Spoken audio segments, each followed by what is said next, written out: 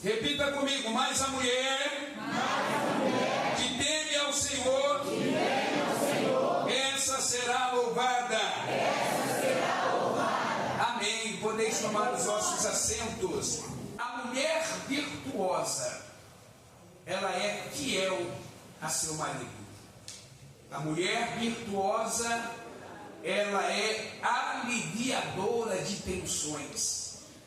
A mulher virtuosa, ela é estável emocionalmente.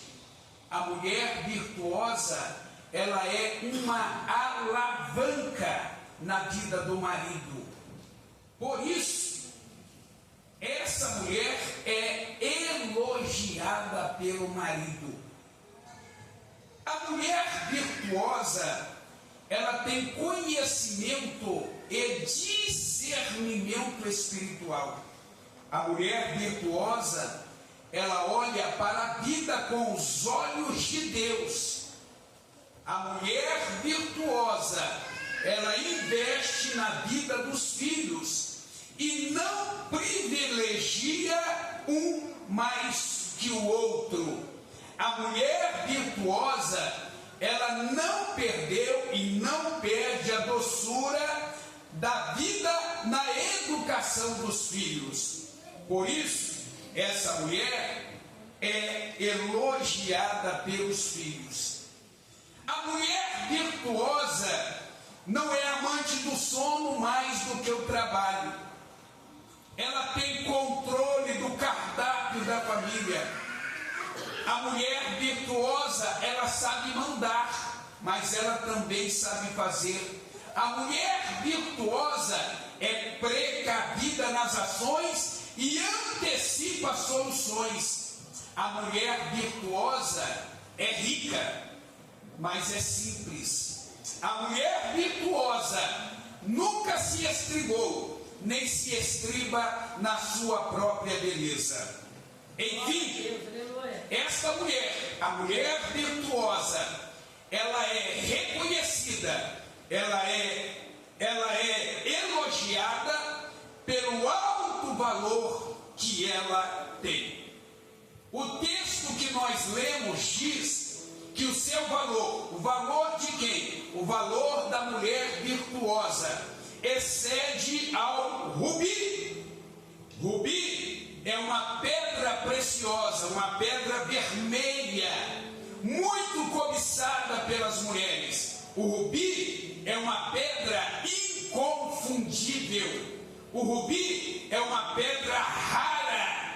O rubi é uma pedra caríssima e muito bela. Mesmo com todo esse valor que o rubi tem, a Bíblia diz que o valor da mulher virtuosa excede o valor do rubi, ou é muito maior do que o valor do rubi. Diz que em cada 10 mulheres, 9 escolhe a pedra rubi. Algumas pessoas pensam que a mulher ideal é aquela que vive no lar e que tem atitude abnegada e servil. Mas a mulher descrita neste capítulo que ora acabamos de ler, essa mulher vai além de ser apenas uma excelente dona de casa. É muito mais do que ser apenas uma mãe zelosa, que fabrica e importa produtos, que faz tapeçarias e confecciona roupa para a família, que compra e vende móveis e que planta e colhe o fruto da sua mão. São muitas as características desta mulher. Eu não diria que ela é apenas uma mulher. Eu diria que ela é uma mulher ideal.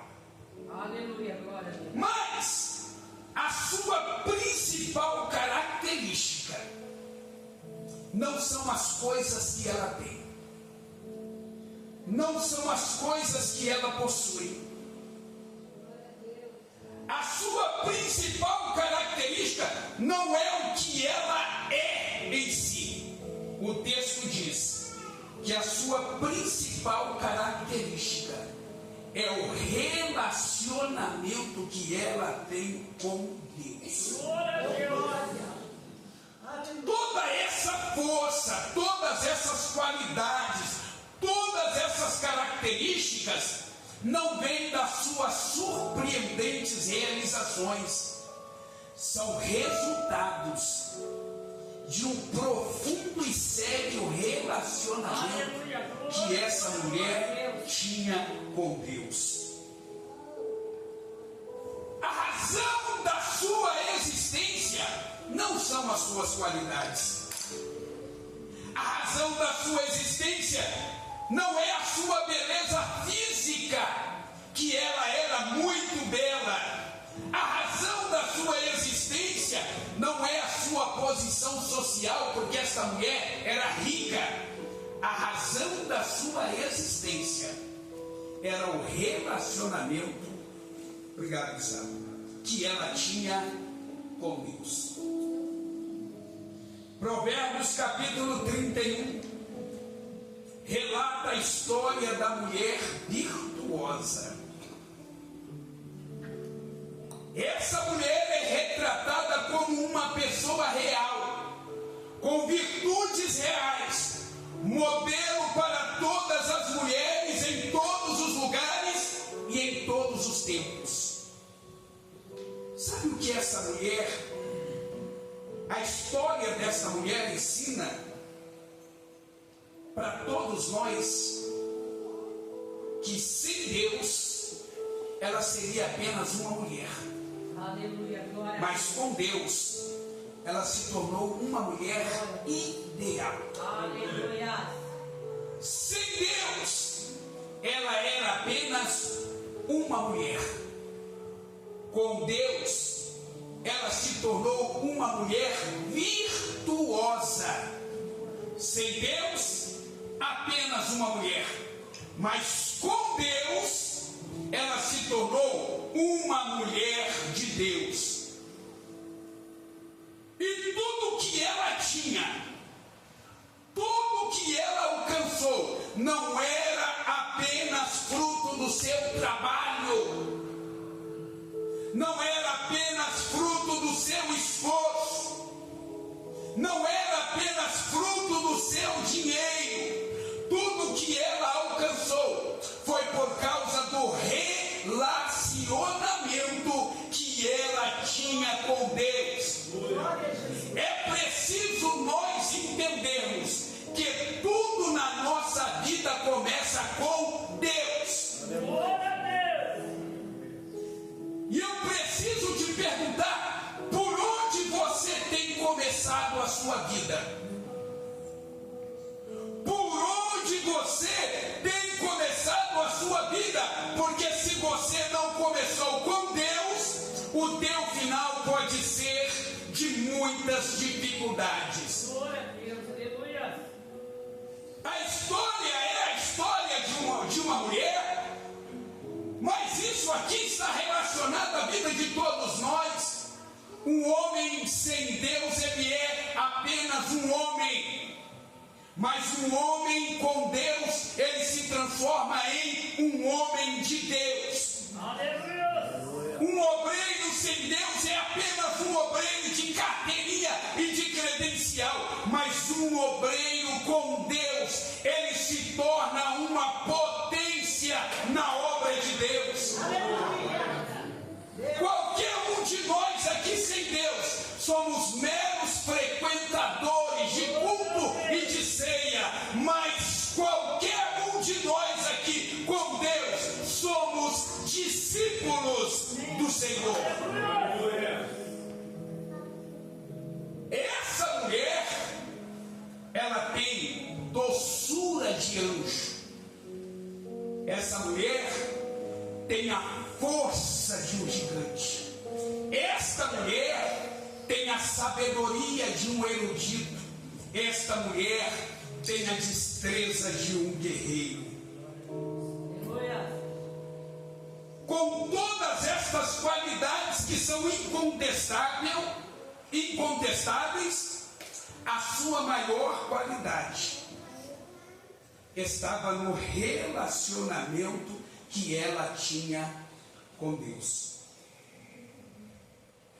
No capítulo 31, versículo 30, essa mulher é descrita como uma mulher que teme ao Senhor.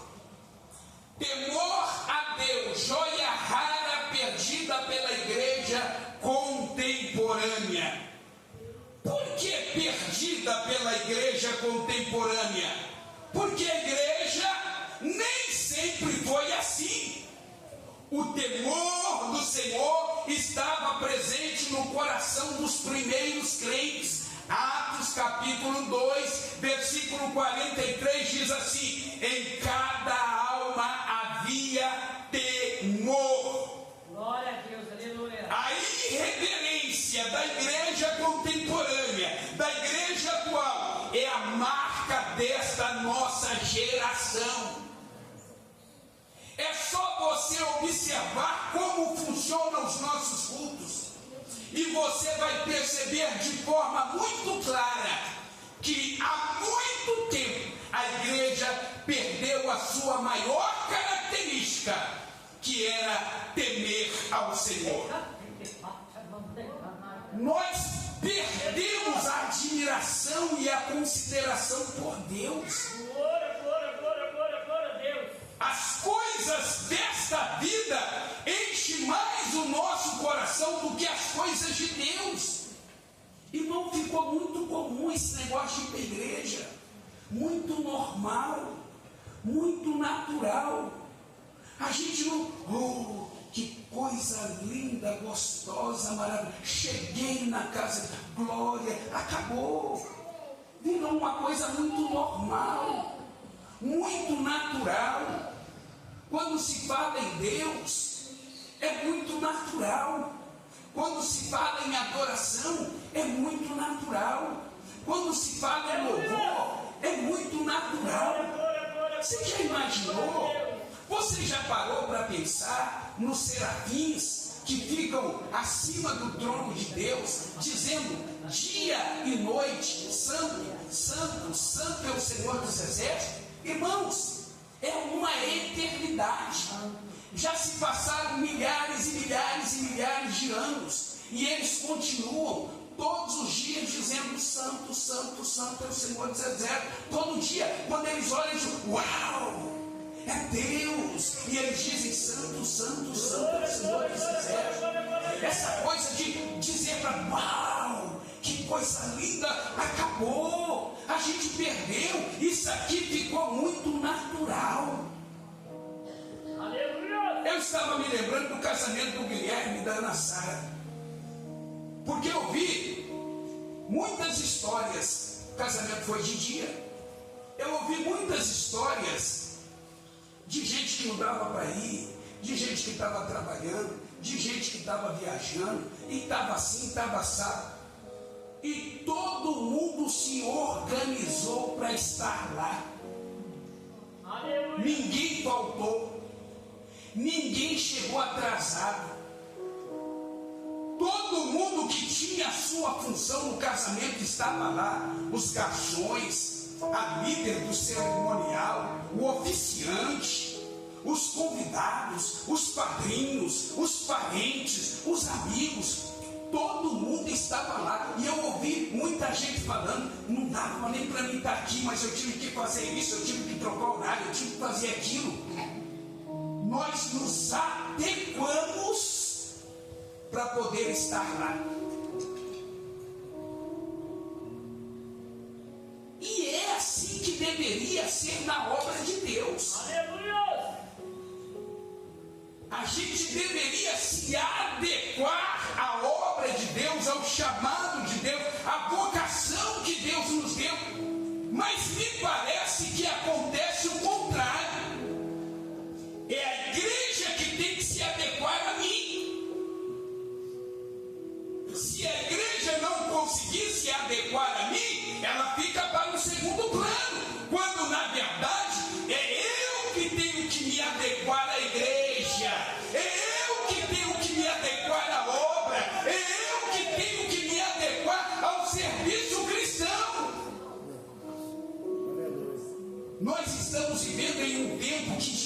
vale mais do que Deus. Namorado, nem se fala, vale mais do que Deus. Namorada, vale mais do que Deus. Nós estamos vivendo em um tempo onde a casa vale mais do que Deus, aonde o carro vale mais do que Deus, aonde o emprego vale mais do que Deus, aonde a vontade própria vale mais do que a vontade de Deus. A igreja primitiva, ela crescia e se multiplicava, porque eles andavam no temor do Senhor.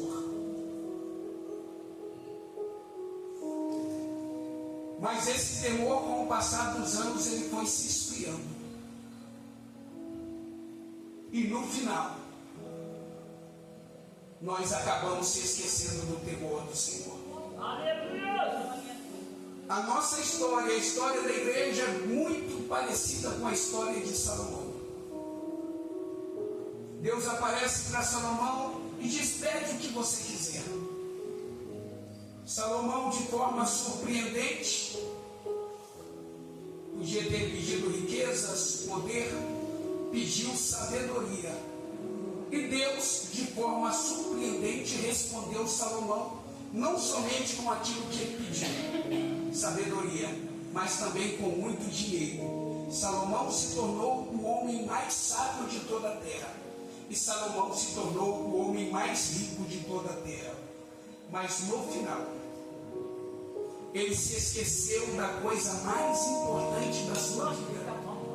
Mais importante que a sabedoria e mais importante que o dinheiro. Ele se esqueceu do princípio número 1 da sabedoria: o temor do Senhor. Aleluia! Glória, glória, glória, glória. Mas pastor, o que significa temer a Deus? O que é isso, temor? Alguns dizem que temer a Deus é ter medo de Deus. Mas temer a Deus não é ter medo de Deus, porque o medo nos afastaria de Deus.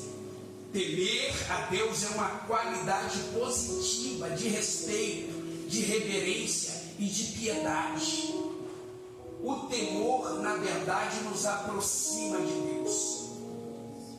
Temer a Deus, coloca aí, Henrique, número 1. Temer a Deus é respeito, é reverência, é piedade. Mas na prática, no dia a dia, o que é temer a Deus? Número 1, é andar como santo. Sabendo é andar como santo, sobretudo sabendo que um dia daremos conta da nossa vida a Deus. Na prática é andar como santo, sobretudo sabendo que um dia daremos conta da nossa vida a Deus. Só para você entender o que é isso na prática. Toda via expressa tem um limite de velocidade: 80 por hora, 100 por hora, 110. Algumas rodovias, com exceção, que são muito boas, permite até 120 por hora. O fato de estar de noite, a via está limpa. O fato de estar de noite, não ter polícia na rua, não me dá o direito de ultrapassar a velocidade.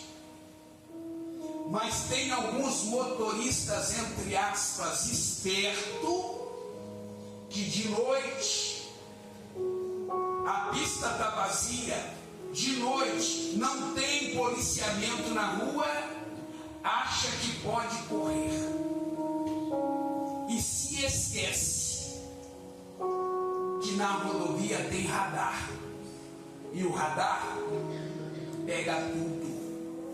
Aleluia! A pergunta que eu faço para você nesta manhã é: o que você é quando ninguém está te olhando? O que você faz quando ninguém está por perto te olhando? O que você fala quando ninguém está por perto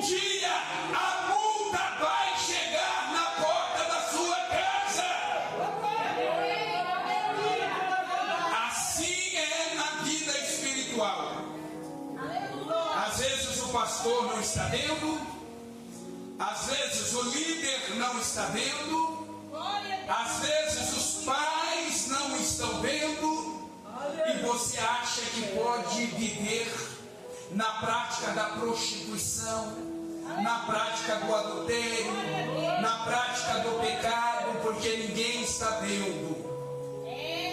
Eu quero te dizer nesta manhã, os olhos de Deus são como chamas de fogo. Os olhos de Deus pegam tudo. Pastor pode não ver, mas tem um Deus que vê. Tem câmeras e um dia a multa vai chegar lá na tua casa. Se você quiser viver assim, viva. Mas não se esqueça que um dia daremos conta da nossa vida a Deus. Número 2, Henrique. O que é temer a Deus na prática, no dia a dia? É viver com discernimento diante das oportunidades e também diante dos riscos da vida. Irmãos, isso aqui é muito importante, preste atenção. A vida, ela é cheia de oportunidades, mas a vida também é cheia de riscos. Preste atenção. Tem curvas perigosas, caminhos sinuosos, ladeiras escorregadias. Se de um lado existem oportunidade, do outro, não se esqueça, tem riscos. Nós falamos muito do Deus que abre portas, mas se esquecemos de falar também do Deus que fecha portas. É o mesmo Deus. Quantas pregações você ouve do Deus que abre portas, dezenas e centenas, e do Deus que fecha portas? O Deus que abre portas está falando das oportunidades que são colocadas no teu caminho, na tua vida.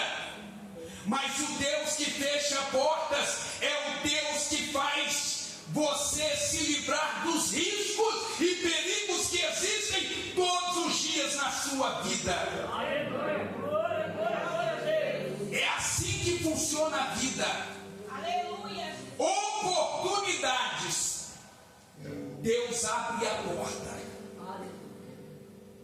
Aí você diz assim: puxa, não era isso que eu queria. Mas se a porta abriu, se chama oportunidade. Aí, quando Deus olha e vê riscos, o que Ele faz? Fecha a porta. Aí, a gente diz: puxa, era isso que eu queria. Irmão, se a gente não tiver o discernimento, eu não vou contar a bênção agora, mas daqui uns dias eu vou contar. Que bênção grande. Aqui na minha cabeça estava uma coisa. Irmão, eu peguei uma agiliza desse negócio de massas, parede, eu botei no meu coração: não quero nunca mais sujar minhas unhas com massa. Aí estava aqui na minha cabeça: vou comprar uma casa. Estava aqui na minha cabeça. Aí um dia eu estou num culto aqui, Deus deu uma revelação para o irmão, nem gostei muito. Não era isso que eu queria. Aí o irmão fala assim: pastor, proibido isso não. Melhor essa revelação, vai. Aí Deus fala com ele assim: eu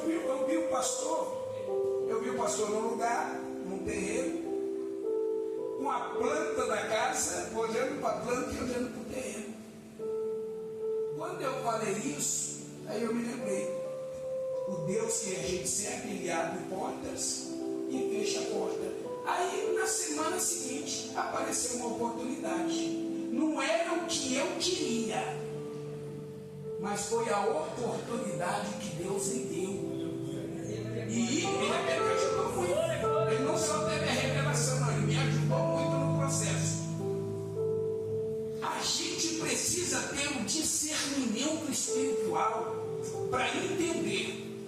a porta abriu, o que eu tenho que fazer? Eu tenho que entrar. Se a porta fechou, porque tem gente, presbítero Natan, que a porta se fecha e ele fica tentando empurrar, arrombar a porta. Nós precisamos ter discernimento. É viver com discernimento diante das oportunidades e também diante dos riscos da vida. Irmãos, aquele que teme a Deus evita o mal. Quem teme a Deus não fala mal dos outros. Quem teme a Deus não pode roubar, não pode matar. Quem teme a Deus não pode pegar o que é dos outros. Quem teme a Deus compra e paga no dia certo. Quem teme a Deus não fala do pastor, não fala da igreja, não fala dos irmãos. Quem teme a Deus não fala palavrão. Quem teme a Deus não canta música do mundo. Quem teme a Deus não vê pornografia. A vida de quem teme a Deus é diferente. A vida de quem teme a Deus é diferente.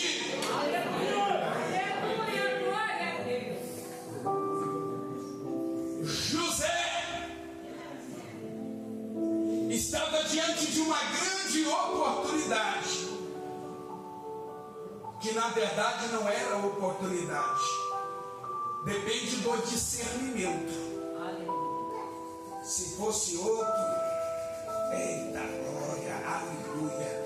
Deus olhou para eita, os olhos arregalam, o coração acelera.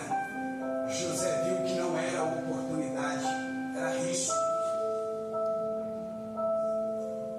Eu não sei qual era o relacionamento que Potifar tinha com a mulher dele. Eu sei que aquela mulher estava no pé de José há muito tempo. Porque Potifar é eunuco. É eunuco. Tem 3 tipos de eunuco. O primeiro é o que nasce eunuco. Esse negócio também é para nascer eunuco.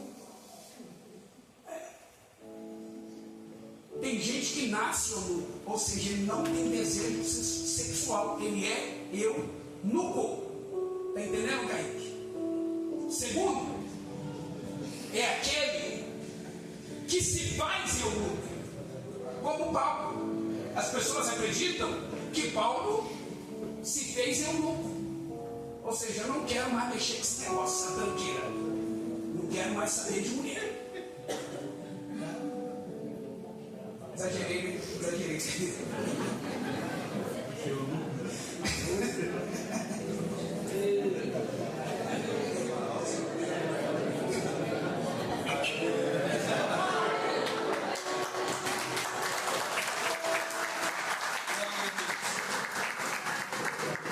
Então, o primeiro é o que nasce, o segundo é o que se faz, e o terceiro é o que é imposto. Por exemplo, Natan, você vai ser escolhido pelo rei para ser eunuco. Qual a sua função? Cuidar das mulheres do rei. Então, vai ser castrado. Isso é imposto. É um privilégio. Foi escolhido pelo rei. Só que vai cuidar das mulheres do rei. Tem que se tornar eunuco. Então é castrado.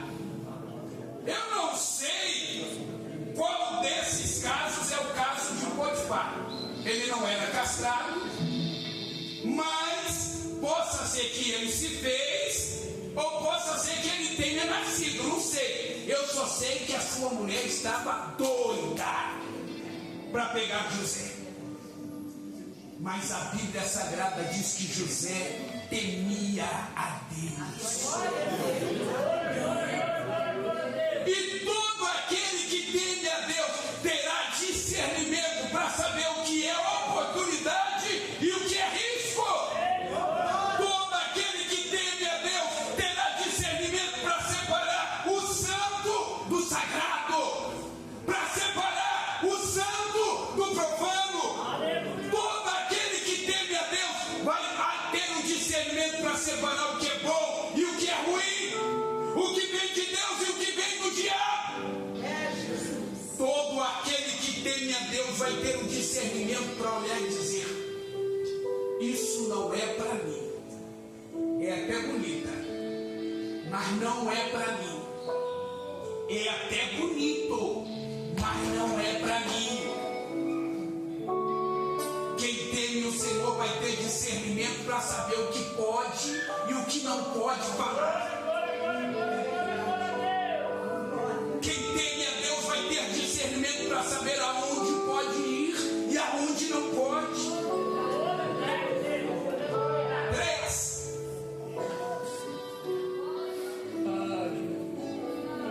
O que é temer a Deus na prática? Estamos caminhando para o final. É viver em santidade no mundo de impiedade. Um dos grandes problemas da igreja contemporânea, da igreja atual, é a contextualização. O que é contextualização? É ser igual. Nós estamos muito parecidos com o mundo. A gente fala igual, a gente pensa igual, a gente vê as coisas igual, a gente vai nos lugares iguais, a gente divorcia como eles. Se você pegar o índice de violência doméstica, você vai ver que a maioria dos números de violência doméstica estão dentro de lares evangélicos. Homens que pregam no altar e na tribuna, mas em casa bate na mulher, espanca a mulher, chama a mulher de safada, sem vergonha, ignorante, escolacha a mulher e depois vem pregar a palavra de Deus. O grande problema é que nós perdemos o temor. É possível dar uns bolachas na cara da mulher e dizer: agora se arruma, vamos para a igreja louvar a Deus. Perdemos o temor.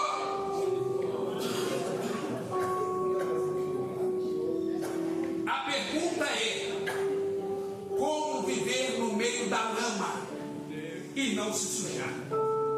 Já viu a garça? Perna comprida, aquela gazela, perna comprida, perna alta, palito de fósforo, mas as penas, as tomagens branquinhas, limpinhas. A pergunta é: como ter um namoro santo, aonde a moda é ficar? Como viver de forma correta no mundo corrompido? Como ser santo no mundo profano? Como ser justo no mundo injusto? Como ser puro no mundo impuro? O salmista faz essa pergunta e ele diz: como? Como purificará o mancebo o seu caminho? E ele mesmo responde: observando conforme a tua palavra. É pegar a sua vida e adequar com a palavra de Deus. É por isso que no Salmo 119, versículo 11, o salmista diz: escondi a tua palavra no meu coração para não pecar contra ti. O que é ter temor de Deus? É viver em santidade no mundo de impiedade. Depois que o homem pegou e Deus disse que da semente da mulher ia nascer o Salvador do mundo, todas as mulheres sonhavam em ser a mãe de Jesus. Todas. Eva foi a primeira dela. Quando Caim nasceu, ela já achou que era o Salvador prometido. Por isso que ela colocou o nome Caim, que significa nasceu o Salvador. Aí, o próximo filho, ela colocou Abel. O que significa Abel? Passageiro. Eu já tenho o Salvador, para que eu preciso dele? Todas as mulheres sonhavam em ser a mãe do Messias, carregar Deus na barriga. Mas Maria, somente Maria, achou graça diante do Senhor. E foi escolhida. Como assim? Como assim foi escolhida? Maria, a época que Maria vivia, era uma época de impiedade.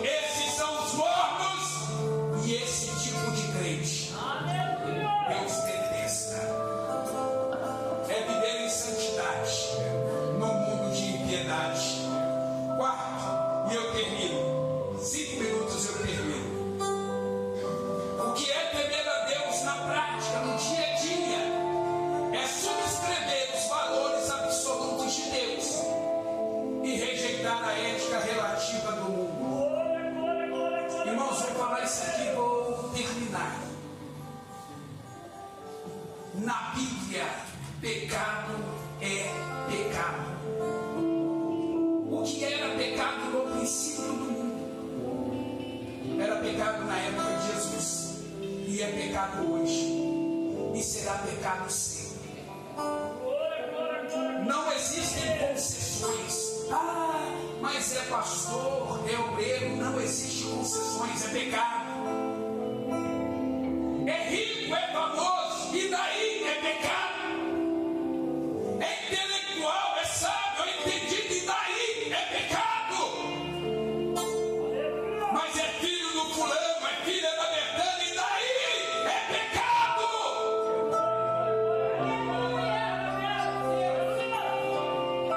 Deus não faz concessão com o pecado. Pecado é pecado. Aí uma mãe foi questionada: por que a senhora está deixando a sua filha adolescente dormir com o namorado dentro da sua casa? Aí ela respondeu: era muito perigoso ficar na rua. Eu preferi que ela ficasse em casa, porque em casa ela está guardada.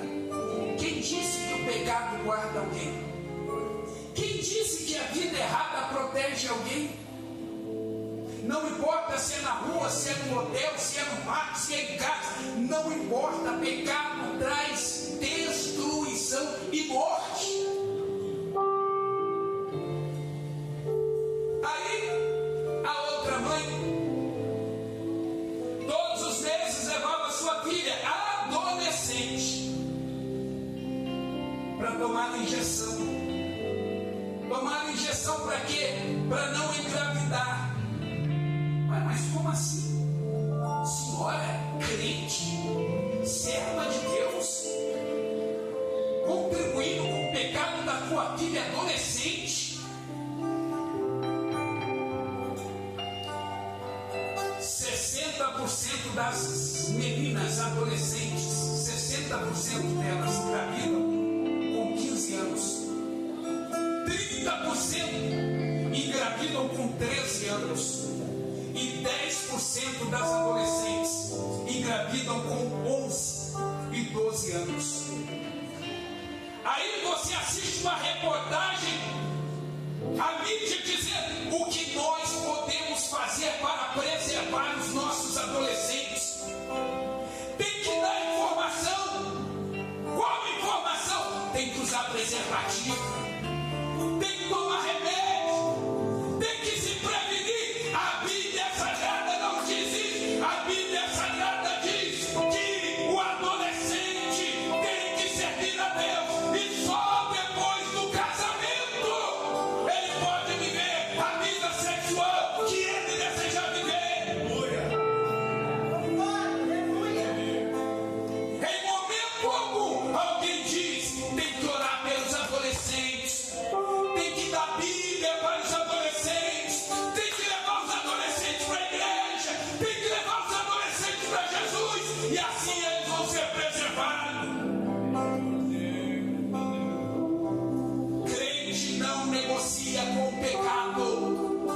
Se você está fazendo concessões com o pecado, se prepare, porque virá a repentina destruição sobre a sua vida.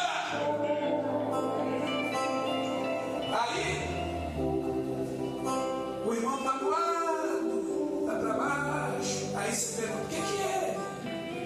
Pastor, estou numa luta danada, e por último estou lutando agora com uma mulher. A serva do capeta apareceu no meu caminho e eu estou lutando. Você está lutando? Contra uma mulher? Já perdeu a guerra do tempo. Já perdeu a guerra há muito tempo. Não é isso que a Bíblia ensina, não? Lutar contra uma mulher? Vai! Corre para você ver se você não cai.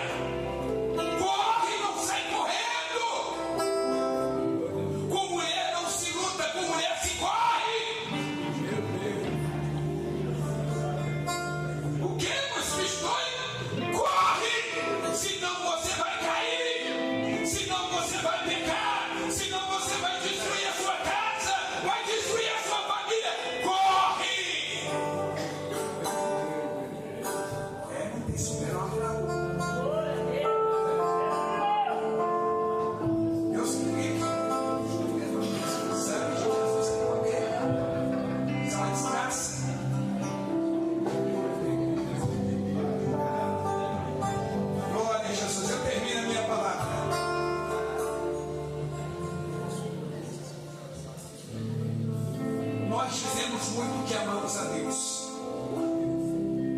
mas a grande verdade é que nós perdemos o respeito pelas coisas de Deus. Dizemos que amamos a Deus, mas nos submetemos muito pouco a Ele. Dizemos que amamos a Deus, mas não fazemos o que Ele manda. Até dizemos que amamos a Deus, mas vivemos pecando contra Ele. Dizemos que amamos a Deus, mas só pedimos e não lhe damos nada. Dizemos que amamos a Deus e só queremos o melhor, e quando é para Ele nós damos as sobras. Dizemos que amamos a Deus, mas só se aproximamos dEle quando nós precisamos. Dizemos que amamos a Deus, mas pensamos igual a todo mundo, falamos igual a todo mundo. Dizemos que amamos a Deus, mas só faço o que eu quero, o que eu penso. Nós até dizemos que amamos a Deus, mas com a mesma boca que louvamos Ele aqui, a gente louva o diabo em casa. Dizemos que amamos a Deus, mas com a mesma boca que nós oramos e profetizamos e pregamos, a gente fala palavrão. E eu preciso lhe perguntar: que evangelho é esse que nós estamos vivendo? É as mesmas práticas, é os mesmos costumes, é os mesmos comportamentos, é as mesmas vestes. Eu fico muito feliz quando eu estou lá nas redes sociais e eu encontro o Luciano. Irmão, meu coração se enche de alegria quando eu vejo aquele homem, porque a gente vê uma quantidade de artistas, atores, cantores que aceitaram a Jesus, mas continuam fazendo carnaval, continuam cantando para o diabo, continuam fazendo show. E quando eu olho para aquele homem fazendo agendas em igreja, um homem famoso, um homem rico, um homem influente, seduzido pela metade das mulheres do Brasil, esse homem deixou tudo para servir a Deus. Isso é evangelho. Isso é evangelho. Deixa eu falar uma coisa aqui, termino, que as horas já se passaram. O problema não é pecar, porque quem é que peca? O problema não é errar, porque quem é que não erra? Sabe qual é o problema? Aí eu quero que você faça uma introspecção na sua vida. O problema é quando eu erro, é quando eu peco, e isso não me incomoda mais. Isso não traz mais tristeza ao meu coração. Isso não me incomoda mais. Aí, irmãos, nós precisamos dar um passo atrás e rever a nossa vida cristã. Jesus disse assim: no final dos tempos, no final dos dias, o amor de muitos esfriaria. Não é justamente o que nós estamos vendo nesses últimos dias que nós estamos? O amor se esfriando. Nada mexe mais com a nossa passarinha. Nada mais nos empolga. Nada mais nos motiva. O amor desceu. O ânimo desceu. Nós estamos apáticos. Estamos neutralizados. Parece que caiu uma pedra sobre nós. Jesus falou sobre isso. Mas sabe o que o profeta Joel também falou sobre os últimos dias? Isso aqui é para você